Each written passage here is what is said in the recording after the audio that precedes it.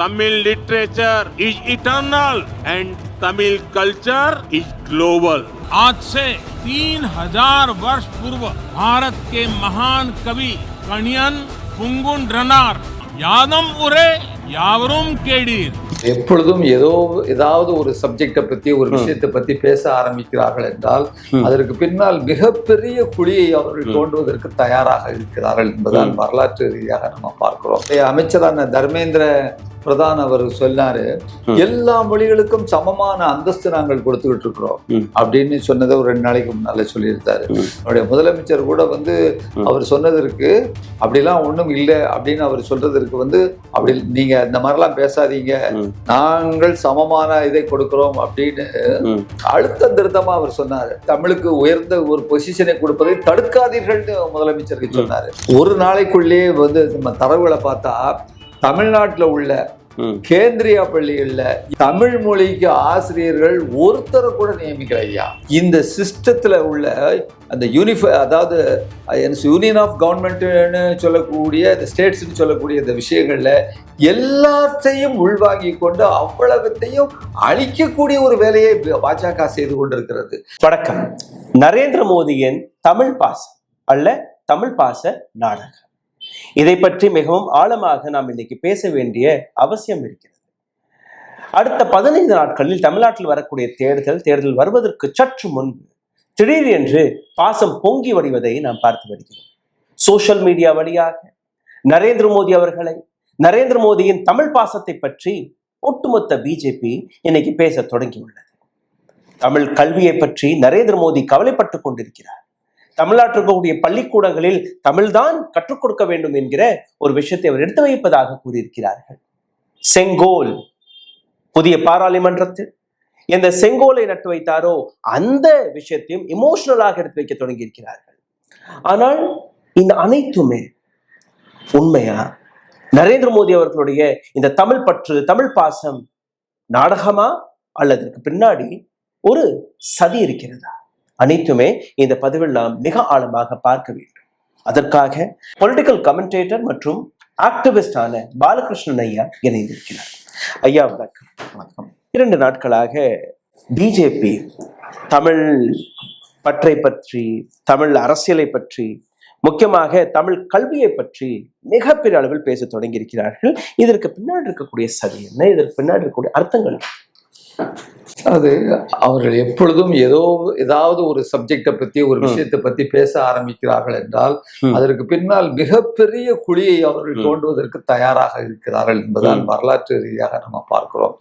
இன்றைக்கு அவருடைய அமைச்சரான தர்மேந்திர பிரதான் அவர் சொன்னாரு, எல்லா மொழிகளுக்கும் சமமான அந்தஸ்து நாங்கள் கொடுத்துக்கிட்டு இருக்கிறோம் அப்படின்னு சொன்னதை ஒரு 2 நாளைக்கு முன்னால சொல்லியிருந்தாரு.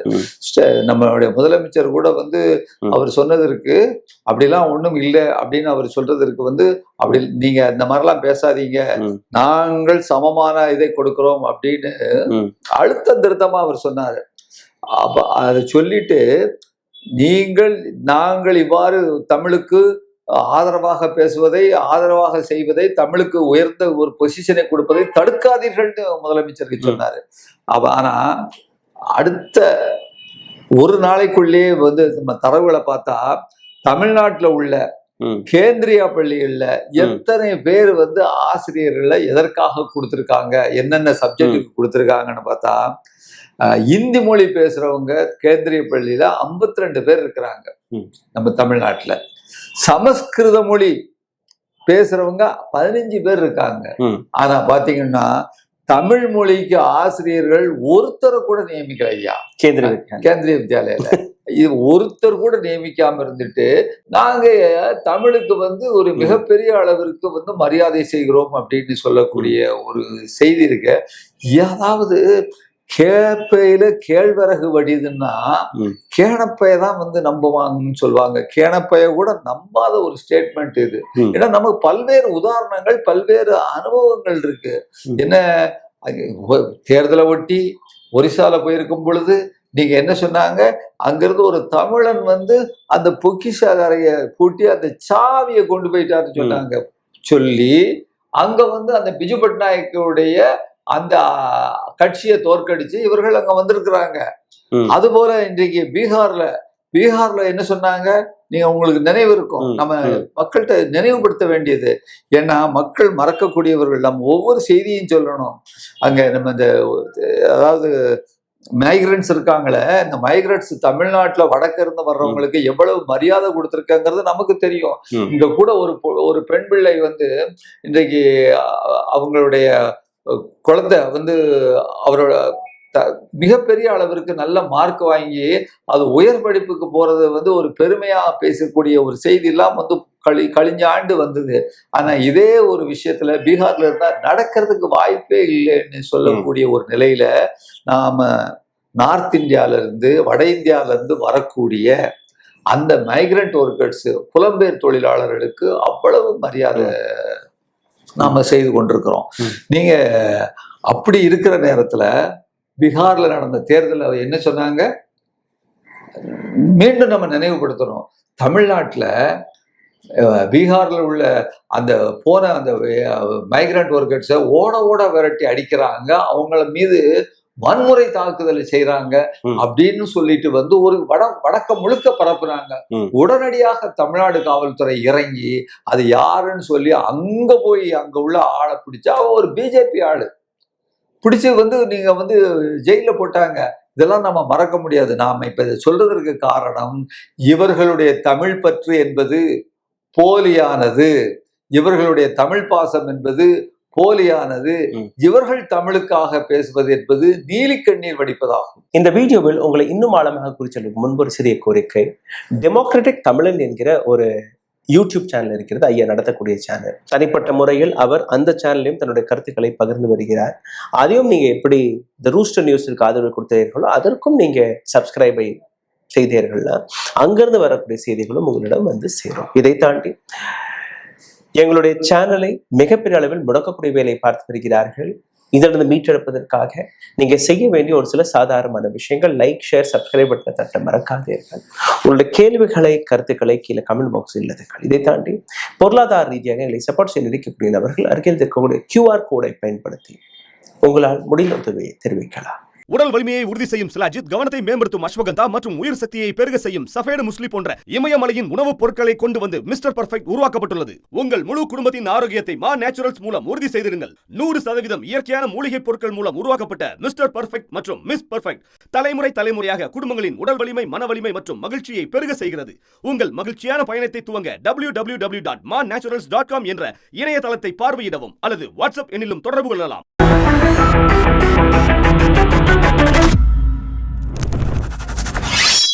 கச்சாத்தீவை பற்றி நான் பேசிய கச்சத்தீவு, ஆமா, 2025ஆம் ஆண்டு ஏப்ரல் மாதம் தமிழ்நாட்டு அசெம்பிளியில் ஒரு யுனானிமஸ் ரெசல்யூஷன் பாஸ் ஆனது. அனைத்து கட்சிகளுமே கச்சாத்தீவை மீட்டெடுத்து கொடுப்பதற்கான அந்த ரெசல்யூஷன். இந்த விஷயத்தை பற்றி பிரைம் மினிஸ்டர் நரேந்திர மோடி அவர்களுக்கும் தமிழ்நாட்டு அரசாங்கம் ஒரு கடிதம் எழுதியது. அவருக்கு அந்த இன்ஃபர்மேஷனை கொடுத்தார்கள். அதற்கு பின்பு நரேந்திர மோடி அவர்கள் ஸ்ரீலங்கா போனார். அங்க இருக்கக்கூடிய அரசாங்கத்துடன் அவர்களுடைய பேச்சுவார்த்தைகள் நடந்தது. ஆனால் கச்சா தீவு என்கிற ஒரு வார்த்தையை கூட அவர் பேசவில்லை. முக்கியமாக தமிழ் ஃபிஷர்மென்ஸ், மீனவர்களை பற்றியும் நரேந்திர மோடி அவர்கள் பேசவில்லை. இன்னைக்கு தமிழ் பிரைடை பற்றி இவர்கள் இந்த அளவில் பேசுவது, தமிழ் மீனவர்களை பற்றி பேசுவதோ அல்ல கச்சாத்தீவை பற்றி பேசுவதோ அல்ல, Narendra Modi wants Tamil students should read in Tamil education, Tamil மீடியம்ல, அந்த விஷயத்தை நீங்க எப்படி பாக்குறீங்க? முக்கியமாக இந்த கச்சத்தீவு விஷயத்தை, நம்ம கச்சத்தீவு விஷயத்துல பாத்தீங்கன்னா இவர்களுக்கு வந்து எப்பெல்லாம் வந்து அந்த தமிழ்நாட்டு மக்கள் வந்து தமிழ்நாட்டு மக்களை துன்புறுத்தணும் அல்லது தமிழ்நாட்டு அரசாங்கத்தினுடைய கையை முறுக்கணும்னு சொன்னா ரெண்டு விதமா மற்ற எல்லா இடங்கள்லயும் வந்து அந்தந்த மந்திரிகள் மீது வந்து அந்த ஆளுங்கட்சியினர் மீது வந்து ரெய்டு விடுறது அதெல்லாம் செய்யறாங்க. தமிழ்நாட்டில் கூடுதலாக வந்து அவர்கள் என்ன செய்யறாங்கன்னா, இந்த இலங்கை விஷயத்துல பொறுத்தவரைக்கும் இலங்கைக்கு நமக்கும் தாவா இருக்கு. தாவான்னா இலங்கை மீனவர்களுக்கும் நம்முடைய மீனவர்களுக்கும் கடல்ல எல்லை தெரியாது. அங்க கொஞ்சம் மீன் பிடிக்கிற இடத்துல கூடுதலா இருக்குன்னா அவங்க போயிருந்தாங்கன்னா அந்த ட்ரிஃப்ட் ஆகி அங்க போயிடுறாங்க. அங்க எல்லையெல்லாம் சரியா வரையறுக்க முடியாது.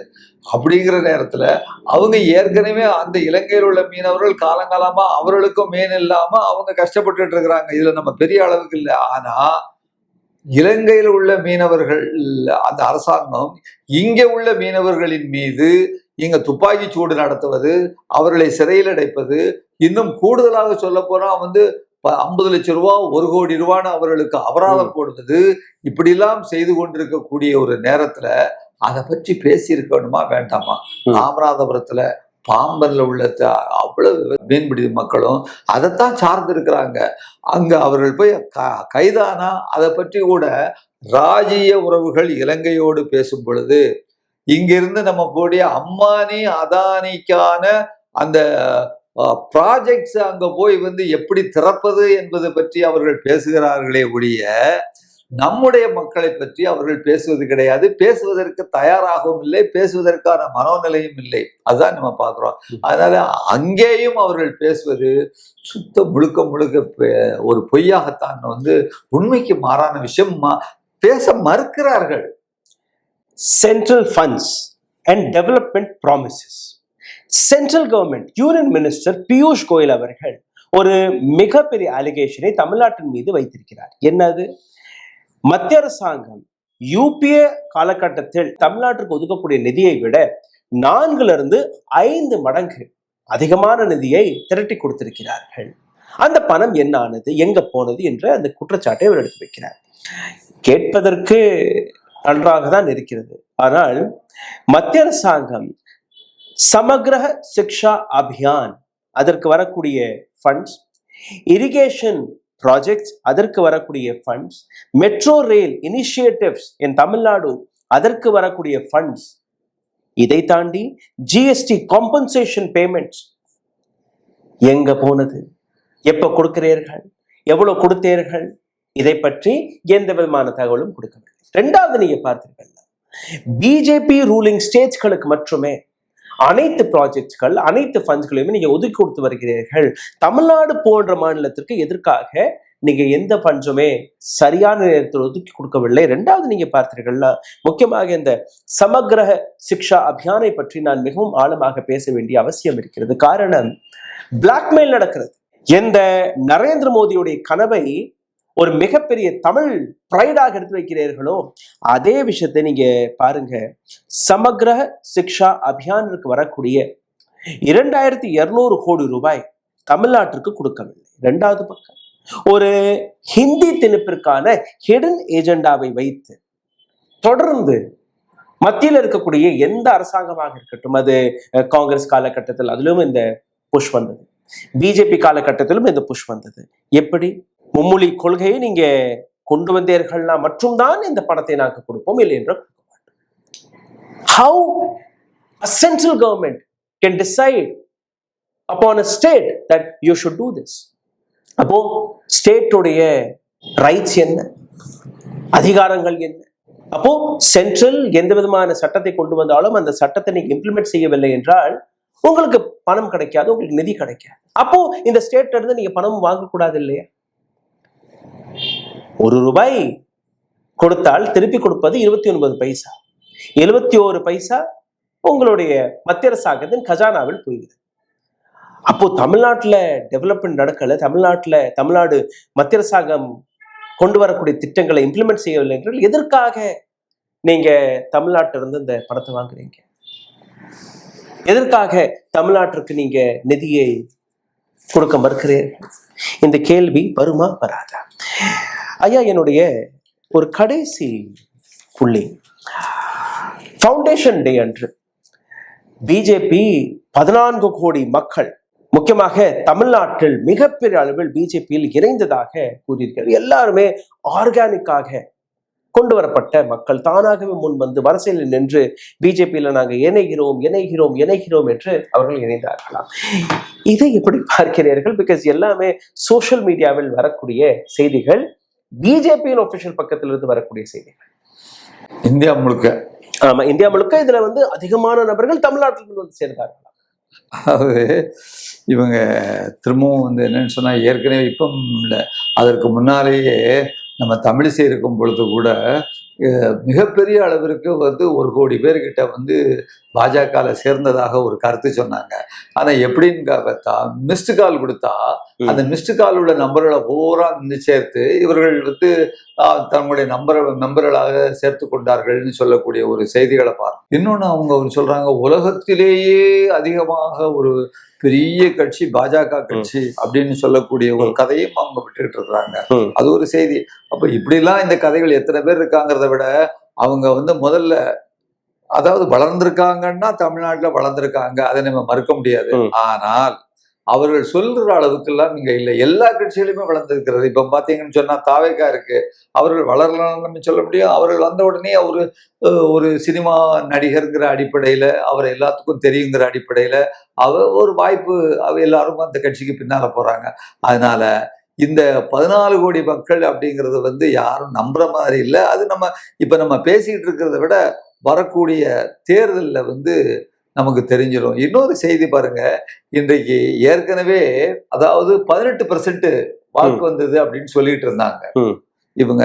ஆனா அந்த 18% வாக்கு வந்தது எப்படிங்கிறத நீங்க பாத்தீங்கன்னா, தேர்தல் கமிஷன் எந்த அளவிற்கு வந்து கோவையிலையும் மற்ற இடங்கள்லையும் அவர்களுக்கு வாக்கு அவர்களை ஏற்படுத்தி கொடுத்திருக்கிறார்கள் என்பதை பீகார்லையும் சரி ஹரியானாலையும் சரி, அந்த ஆந்திரால இரவு நேரத்துல கூட அவர்களுக்கு வாக்கு விழுந்திருக்குங்கிற சொல்லக்கூடிய விஷயங்கள், கன்னியாகுமரியில போன தேர்தலையே வந்து ஒரு வாக்கு முறையீடு நடந்த இவிஎம் மிஷின்கள்ல நடந்த செய்திகள்லாம் பார்க்கும் பொழுது நாம 18% என்பதே ஒரு பொய்யான கணக்கு.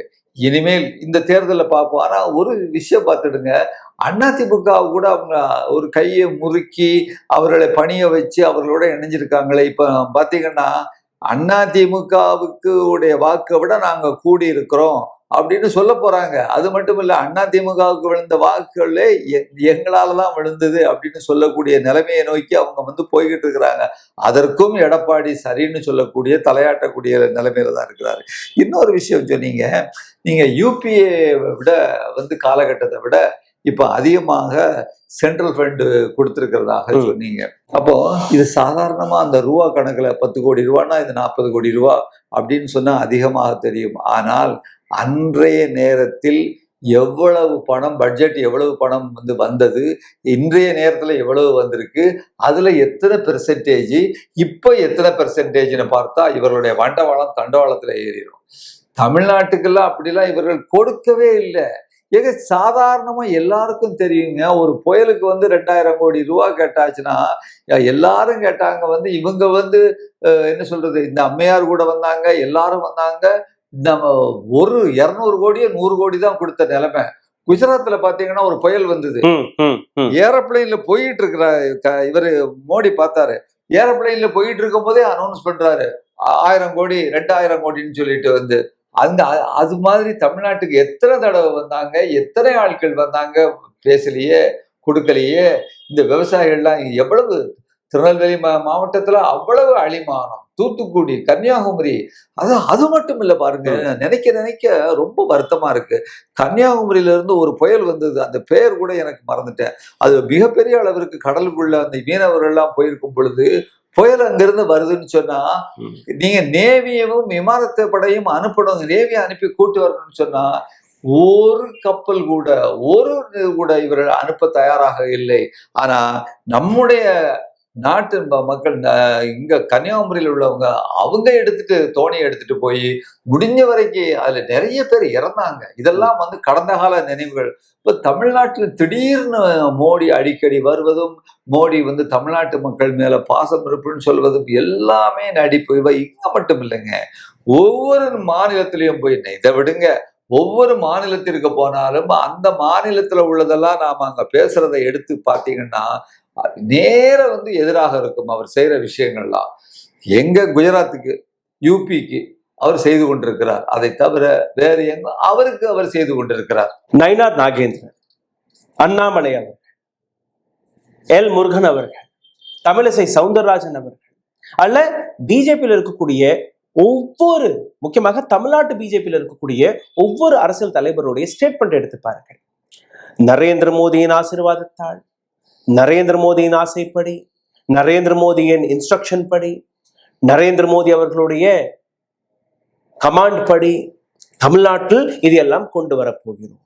அதாவது டெல்லி தமிழ்நாட்டை ஆளப் போகிறதா, அல்ல தமிழ்நாட்டிற்காகவே தமிழ்நாட்டில் நீங்க கொண்டு வந்தது தலைவர்கள் ஒவ்வொரு ஆணையையும் மத்திய அரசாங்கத்திலிருந்து பெற்று அதற்கு மேல்தான் தமிழ்நாட்டில் ஒவ்வொரு விஷயத்தையும் நீங்க செய்ய போறீர்களா என்பது கேள்வி. தேவேந்திர பட்னவிஸ் அவர்கள் நேற்று முன்தினம் தமிழ்நாட்டுக்கு வந்து கூறிய அந்த வார்த்தை, மெட்ரோ ரயில் மதுரையில போய் பேசியிருக்காரு. நீங்க எங்களுடைய ஆட்சி அமைத்தீர்கள்னா தமிழ்நாட்டிற்கு மெட்ரோ ரயில் கொண்டு வருவோம். Any which ways you have to do it, no? Isn't it a part of India? இங்க டெவலப்மெண்ட் நடக்கக்கூடாது, உங்களுக்கு ஓட்டு போட்டா மட்டும்தான் இங்க மெட்ரோ ரயில் வருமா? அதுதான் double engine, right? So BJP for Tamil Nadu என்று ஒரு பேஜ் வச்சிருக்கீங்க. அப்போ தமிழ்நாட்டு விஷயங்களை பற்றி, தமிழ்நாட்டுடைய பிரச்சனைகளை பற்றி நீங்க மத்திய அரசாங்கத்திடம் போய் எடுத்து வைத்து தமிழ்நாட்டிற்கு கொண்டு வருவதை விட நீங்க என்ன செய்கிறீர்கள்? நரேந்திர மோடியோட ஆணை, நரேந்திர மோடியோடைய ஆசை, நரேந்திர மோடியோடைய ஆசீர்வாதத்தால் நாங்க இங்க இதெல்லாம் செய்ய போகிறோம். காங்கிரஸ் எதற்காக தமிழ்நாட்டில இருந்து வெளியில் போனது தெரியுமா? காங்கிரஸ் தமிழ்நாட்டில் ஒரு மிக பெரிய கட்சியாக வந்தது. எந்த ஓட்டுமே யாருக்குமே போகாது, அந்த அளவில் உறுதியாக இருக்கக்கூடிய தமிழ்நாடு. காங்கிரசும் இதே வேலைதான் பார்த்தது. மத்தியில் உட்கார்ந்துக்குன்னு அங்கிருந்து ஒரு ஆணையை போடுவோம், தமிழ்நாடு நீங்க அக்செப்ட் பண்ணணும், ஹிந்தி திணிப்பும் அதுல ஒன்று. அந்த கேப் இருந்தது பாத்தீங்களா? மத்திய அரசாங்கத்திற்கும் மக்கள், தமிழ்நாட்டு மக்கள் இங்க இருக்கக்கூடிய பிரச்சனைகள் இல்லாமல், இங்க இருக்கக்கூடிய இளைஞர்களுக்கு வேலை வாய்ப்பு, இங்க இருக்கக்கூடிய கல்வி பிரச்சனை, இங்க இருக்கக்கூடிய சுகாதார பிரச்சனை, மருத்துவ பிரச்சனைகள், டெவலப்மெண்ட் இஷ்யூஸ் இங்க இருக்கக்கூடிய அரசியல்வாதிகள் தான் எடுத்து வைக்க வேண்டும் ஒழிய மத்தியிலிருந்து அவர்கள் சொல்வதெல்லாம் நாங்கள் கேட்கக்கூடிய நிலையில் இல்லை என்கிற அந்த விஷயத்தை எடுத்து வைத்தார்கள். ஏன்? ஏன்னா இங்க மக்களுக்கு இருக்கக்கூடிய பிரச்சனையை அவர்களால் புரிந்து கொள்ள முடியவில்லை. அதைத்தான் நீங்க செய்ய போறீர்களா? அன்னைக்கு போன காங்கிரஸ் இன்னைக்கு வரை எதற்காக திரும்பி வர முடியவில்லை? இதுதான் காரணம். There is a gap. மத்திய அரசாங்கத்திற்கும் மாநில அரசாங்கத்திற்கும் இருக்கக்கூடிய அந்த கேப். இப்போ டபுள் இன்ஜின் கி சர்க்கார்னு சொல்றார்கள் இல்லையா? அந்த டபுள் இன்ஜின் கி சர்க்கார் கேப்பை முறிப்பதற்காக கிடையாது. உங்களுக்கு முன்னாடி ஒரு நாடகத்தை ஆடி அந்த மாநில அரசாங்கங்களை ஆஃப் செய்வதற்காக தான் இந்த டபுள் இன்ஜின் கி சர்க்காருக்கான அந்த நாடகம். அனைத்துமே முடிவெடுப்பது BMO office, prime ministers office. முதல்ல நீங்க பார்த்துருக்கல, ரயில்வே மினிஸ்டருக்கு தனியாக ஒரு அட்வர்டைஸ்மெண்ட் வரும். ஃபைனான்ஸ் மினிஸ்டர் யாருன்னா யாருக்கும் தெரியும், யாரு காமர்ஸ் மினிஸ்டர்னு தெரியும், ஸ்டீல் மினிஸ்டர் யாருன்னா தெரியும். ஒவ்வொரு துறையுமே தனித்தனியாக இயங்கி வந்தது. இன்னைக்கு எல்லாமே பிஎம்ஓ ஆஃபீஸ்க்கு கீழே. நீங்க வேணா எல்லா துறையுடைய மினிஸ்டர்ஸ்கள் அவர்களுடைய பக்கங்கள் எடுத்து பாருங்க. யூனியன் மினிஸ்டர்களுடைய பக்கம், ஹர்தீப் சிங் புரி எடுத்துக்கொள்ளுங்கள், தர்மேந்திர பிரதான் எடுத்துக்கொள்ளுங்கள், நம்ம எல் முருகன் அவர்களை எடுத்துக்கொள்ளுங்கள். தமிழ்நாட்டை பற்றி எத்தனை எழுதினீர்கள் நீங்க? அவன் தன்னுடைய துறைகளை பற்றி என்னெல்லாம் எழுதினீர்கள் நீங்க? எதுவுமே கிடையாது. நரேந்திர மோடி இங்க போனார், நரேந்திர மோடி இங்க வந்தார், நரேந்திர மோடி ரிப்பன் கட் பண்ணார், நரேந்திர மோடி கொடியை காட்டினார், நரேந்திர மோடி டாய்லெட்டை திறந்து வைத்தார், நரேந்திர மோடி ரோட்டை திறந்து வைத்தார். So prime minister office Narendra மோடியின் பக்கம். அதை தாண்டி அனைத்து யூனியன் மினிஸ்டர்களுமே நரேந்திர மோடியோடைய பிஆர் வேலையை தாண்டி என்ன செய்தீர்கள்? சிந்தித்து பாருங்கள், காட்டுங்க எனக்கு கொஞ்சம். This is what happening and this is the gap and you're showing Tamil pride. சிந்தித்து பாருங்கள். ஒரு செய்தி நீங்க சொன்ன விஷயங்கள் சாராம்சத்துல ஒன்றுதான். ஆனா காங்கிரஸிற்கும் இதற்கும் பெரிய அளவிற்கு வேறுபாடு இருக்கிறது. அது கேப் இருந்தா இருந்தது. ஆனா அது ஒரு சுதந்திரமடைந்த நாட்டில இருந்து அது வந்து கொண்டிருக்கக்கூடிய வகையில அதுல பல்வேறு சரி தவறுகளை உள்வாங்கி கொண்டு மாற்றி அமைக்கிற வேலையில இருந்தது. 67 பொறுத்த வரைக்கும் எல்லா மாநிலங்கள்லயும் இந்த கேப் இருந்ததுனாலதான் 67 எல்லா மாநிலங்கள்லயும் காங்கிரஸ் கட்சி உடைஞ்சது. இங்க மட்டும் இல்ல, கிட்ட எல்லா இடத்துலயுமே உடைஞ்சதுங்கிறத நம்ம பாக்குறோம். அது ஒரு பக்கத்துல. ஆனா அந்த சிஸ்டத்திலேயே ஒரு கோளாறாக அந்த ஸ்ட்ரக்சரலாக இருந்தது. ஆனா இப்போ அப்படி இல்லை. அதை விட தாண்டி இந்த சிஸ்டத்துல உள்ள அந்த அதாவது யூனியன் ஆஃப் கவர்மெண்ட்னு சொல்லக்கூடிய இந்த ஸ்டேட்ஸ்ன்னு சொல்லக்கூடிய இந்த விஷயங்கள்ல எல்லாத்தையும் உள்வாங்கி கொண்டு அவ்வளவத்தையும் அழிக்கக்கூடிய ஒரு வேலையை பாஜக செய்து கொண்டிருக்கிறது. நீதிமன்றத்தை பார்த்தீங்கன்னு சொன்னா இன்றைக்கு என்ன சொல்லியிருக்கிறாங்க, அந்த ஜஸ்டிஸ் எல்லா நீதிமன்றங்களும் ஜட்ஜுகளும் என்ன சொல்றாங்க, நாம் எனக்கு வாக்களிப்பதற்கு ஃபண்டமெண்டல் ரைட்டை வந்து அதாவது அழிப்பதற்கோ நீக்குவதற்கோ யாருக்கும் உரிமை இல்லைங்கும் போது நீதிபதி கேட்காருங்க, உங்களுக்கு இந்த தடவை ஃபண்டமெண்டல் ரைட்டு நீங்க வாக்களிக்கலைன்னு சொன்னா என்ன நடந்துற போது அடுத்த தடவை வாக்களிக்க. இப்படி ஒரு நீதிபதி பேச ஆரம்பிச்சுட்டாங்கன்னு சொன்னா என்ன நடக்க? 26 லட்சம் பேருங்க இன்றைக்கு வாக்களிக்கல. அது அவங்களுக்கு வாக்களிக்கிறதுக்காக அப்பீல் கொடுத்துருக்குறாங்க, தீர்ப்பு கொடுத்து, அதாவது தீர்ப்பு வந்து உடனடியாக கொடுக்க முடியாது, 60 நாள் ஆகும் இருக்காங்க. ஆனா அவசரமா செய்யுங்கப்பா அப்படின்னு சொல்லிட்டு வந்து நீங்க பதில் சொன்னா தானே இவங்க எத்தனை பேர் சரி தப்புன்னு சொல்ல முடியும்னு சொன்னா அவசரம்லாம் பண்ண முடியாதுன்னு சொல்லிட்டு வந்து உச்ச நீதிமன்றம் சொல்லுதுன்னா, இந்த 26 லட்சம் பேர்ல சரி இவர்கள் எல்லாம் வந்து ஒரு பாதி பேர்னு வச்சுக்கிடுங்க, 10 லட்சம் பேர் சரியானவர்கள் தான் சொன்னாங்கன்னா இந்த 10 லட்சம் பேர் எப்படி வந்து இனிமேல் வந்து வாக்களிப்பார்கள்? அவர்கள் வாக்களிக்க முடியாத நிலையை ஏற்படுத்தி இருக்கிறீர்களே.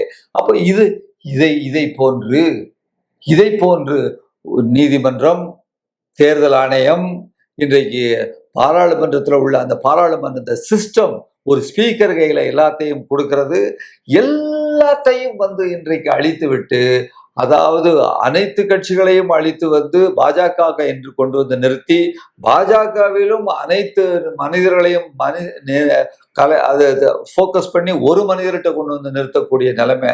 அதே மாதிரிதான் இன்றைக்கு எல்லா முதலாளிகளையும் இன்றைக்கு ஓரங்கட்டி விட்டு அவர்களுடைய குரோனிகளை கொண்டு வந்து நிறுத்தக்கூடிய 1-2 பேர் குஜராத்திகளை கொண்டு வந்து நிறுத்தக்கூடிய ஒரு நிலைமையை பார்க்கிறோம்.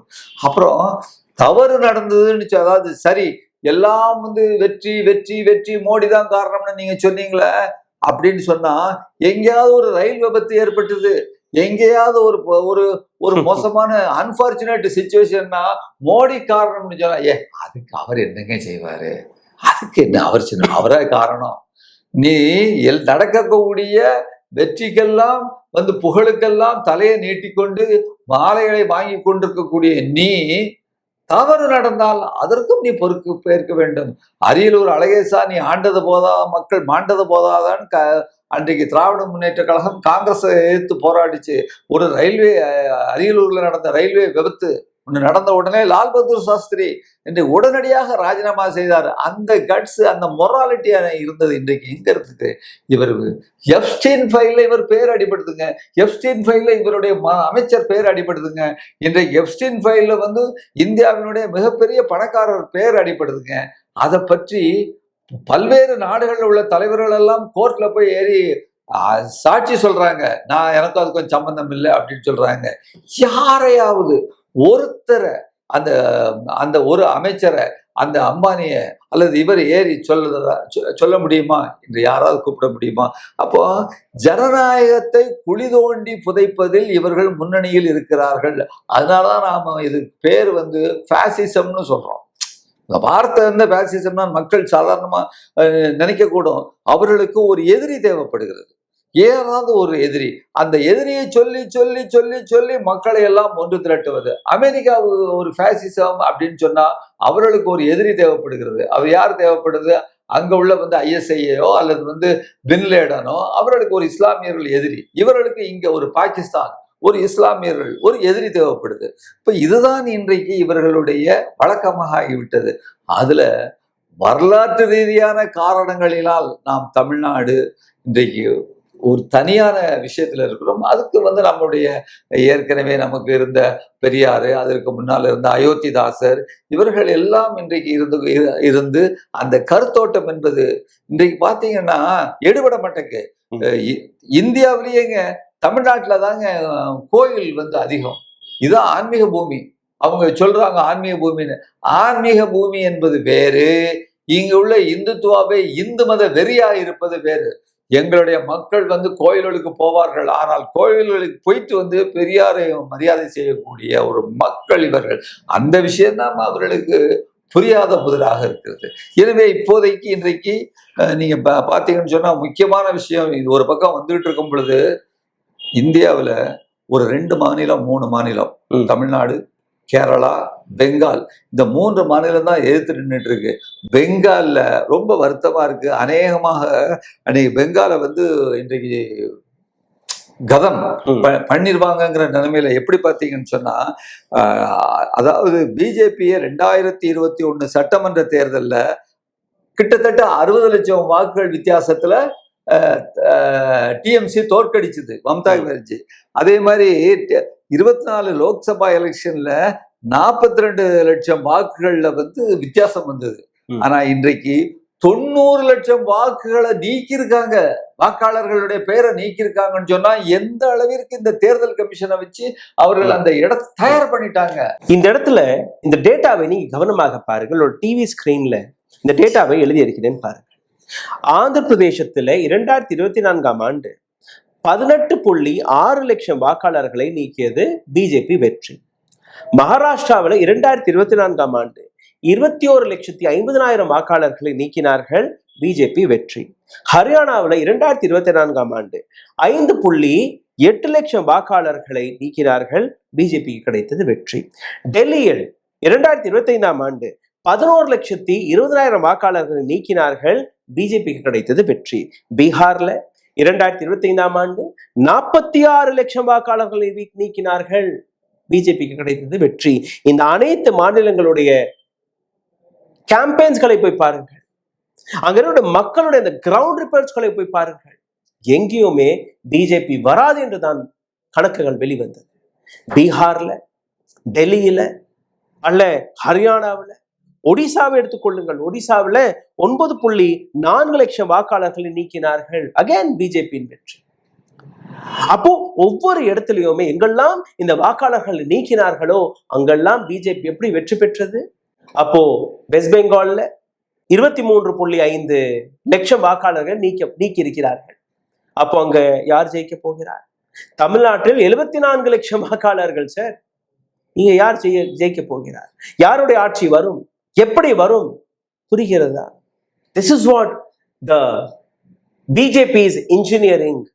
Vote engineering, SIR engineering. அதுல தமிழ்நாட்டுல 74 லட்சம்னா நீங்க 1 கோடியில இருந்து கழிச்சு சொல்றீங்க. ஆமா, அது அல்ல, 1 கோடி பேரை நீக்கிட்டாங்க, 27 லட்சம் பேரை சேர்த்திருக்காங்க. அந்த 1 கோடியில் உள்ள 27 லட்சம் பேர் கிடையாது. அது முக்கியமா பார்க்கணும். அதுல சில பேர் இருக்கலாம், ஆனா இது எல்லாமே புதியவர்கள். இன்னைக்கு வடகிருந்து வந்தவங்களையும் சேர்த்திருக்கிறாங்க. மொத்தமா பாத்தீங்கன்னா இன்னும் நமக்கு தரவுகள் கிடைக்கல. ஆனா நமக்கு கிடைச்ச தரவு, மாஞ்சோலை தோட்ட தொழிலாளர்கள் ஒரு 1000 பேரை விளிம்பு நிலையில உள்ளவங்களை நீக்கியிருக்காங்க. அவர்கள், அந்த மக்கள் இன்னும் வந்து கையில அவர்களுக்கு எல்லா ஆவணங்களையும் வைத்துக்கொண்டு போராடி கொண்டிருக்கிறார்கள். அவர்களுக்கு வந்து இந்த குடிமக்கள் பாதுகாப்பு இயக்கம் அல்லது வந்து இன்றைக்கு நாட்டை காப்போம் அமைப்புகள்லாம் அதை மிகப்பெரிய அளவிற்கு முன்னெடுத்து திருநெல்வேலி மாவட்டத்துல முயற்சி பண்ணிட்டு இருக்கிறாங்க. இன்னைக்கு பல்வேறு சிறு அமைப்புகள் தான் போராடிக்கிட்டு இருக்கு இன்றைக்கு. ஆனால் பெரிய அளவிற்கு இந்த கட்சிகள் அதில் வந்து தங்களுடைய ஆர்வத்தை காமிக்கவில்லை. தமிழ்நாட்டை பொறுத்தவரையில நமக்கு மிகவும் பதவிக்கிறது. இதெல்லாம் வரலாறை பார்த்துட்டு 1 கோடி பேரை தமிழ்நாட்டுல நீக்கி இருக்கிறாங்க, 27 லட்சம் பேரை புதுசா சேர்த்திருக்காங்கன்னா பதைவதைக்கிறோம். ஏன் அந்த பதைவதைப்பு மற்றவர்களுக்கு இல்லை, இருக்க வேண்டியவர்களுக்கு இல்லை என்கின்ற ஒரு நமக்கு தெரியல.